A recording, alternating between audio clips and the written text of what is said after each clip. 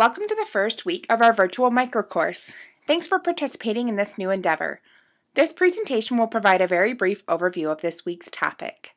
So, what makes a strong match? What's the process for making a match? And what exactly does the research say? This week we're going to explore the matching process. There are a few things to consider when we talk about matching. First, we need to look at the matching strategy. The matching strategy guides which mentor is paired with which mentee. Second, we need to explore how the match is made. This includes how the introduction is done and what forms and resources are needed for the first meeting. As you will see in our readings this week, making the right match is very important to the success of the relationship. Let's start by exploring the matching strategy and how we determine who gets matched. So, how do we select the ideal match? Oftentimes, it's easy to see who will be a good fit. Staff may have some initial ideas based on interaction throughout the recruitment, screening, and training process. It is important to cross-check these gut instincts across the program's match criteria. Match criteria will vary based on the program goals and what was decided when creating the policy and procedure. Common criteria include shared interests, gender, and close proximity, so that travel time is limited. We will further explain some of the criteria used when making matches in our reading this week. The program goals influence the match criteria and should be considered when making a match. For instance, if the goal of the program is to engage the youth in new activities, perhaps a mentor with all the same interests would not be ideal. You may look for similar personalities, but differing interests instead. Or, if the goal of the program is to help young people gain an understanding and appreciation of their culture, cross-cultural matches may not be ideal. Finally, we want to consider match expectations. When a mentor and mentee have a similar outlook for the match, there's a greater likelihood for success. Expectations include the type of relationship they're looking to create, what they want to do during their visits, preferences, and the focus of the relationship. When we talk about the type of the relationship, consider how close of a relationship each person is looking for. Do they use words like friend, or do they talk about wanting to help or be helped? Sometimes programs look at what interests people have without asking the mentor and mentee what they want to do together. We once recruited a golf pro as a mentor, and the staff assumed that it would be a perfect match for the young man who wanted to learn to golf. We learned that this mentor didn't really want to golf anymore after doing it all day at work. He wanted a mentee who he could do other things with. We like to ask both the mentor and mentee what their ideal match would be. Do they have preferences based on age or other criteria? Are they focused on a goal, on the relationship, or an activity?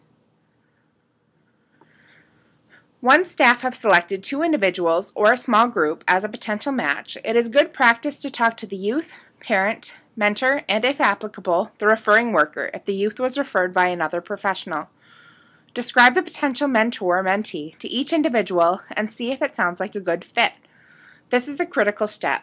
Sometimes staff misinterpret what is said on applications or in interviews.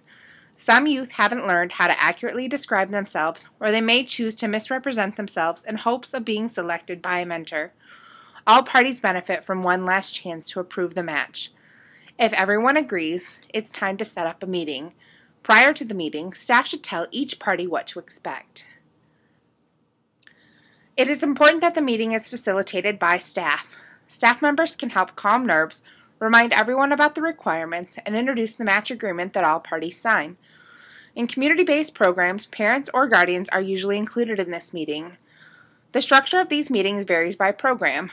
One thing that is important to cover, regardless of the meeting structure, is the match agreement or contract that indicates the role each person will play in the relationship. This helps to ensure that everyone is on the same page. As we continue our conversations in the discussion forums this week, please be sure to share your program's approach to the first match meeting. Sometimes the mentor and mentee will have a brief one-on-one meeting after the match meeting. This depends on the program, the mentee's age, and other factors. The mentoring program staff should always check in with the youth, parent, and mentor soon after the first meeting to gauge first impressions, problem solve if issues arose, and to make sure everyone is still on board.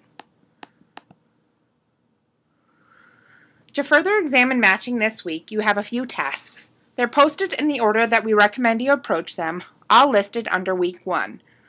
First, review Standard 4, Matching, from the Elements of Effective Practice, and Standard 5, Matching Strategy, from the Quality Program Standards for Youth Mentoring. Next, as a group, divvy up the articles that are posted. Make sure all of the articles are reviewed and divide them as you see fit. There are fewer articles than participants this week, so you'll need to double up on some of them. Some articles are longer, and it might help to have 2 people review those. Once you've selected your readings, review the article or resource. In the Readings Discussion Forum, provide the other participants with a synopsis of what you read. Consider how this piece impacts your program and other programs. Did you learn anything new? At the end of your review, pose a few related questions to the group. As you read the reviews of the other resources, contribute to the discussion. Every program does things a little differently, and we can learn from one another, so please share. While this discussion is going on, you'll want to complete this week's activity called Making the Match. You will watch some short videos and determine who you would match with different mentors based on the program you work in.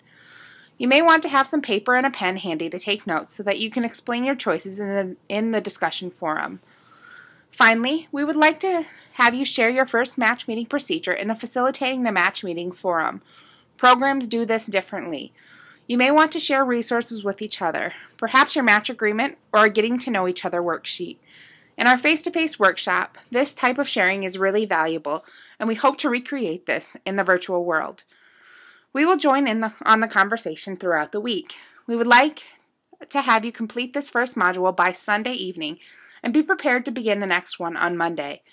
We will post the monitoring and support module by Monday, even earlier, we hope. If you have any questions, please feel free to contact us. While we both can answer any question you might have, we will ask you to target your questions so that we can answer them in a more timely fashion. Technical questions should be directed to Molly at friendo@msu.edu or 517-432-7606. Mentoring-related questions should be directed to Lisa Bottomley at lbottoml@msu.edu or 517-432-7622.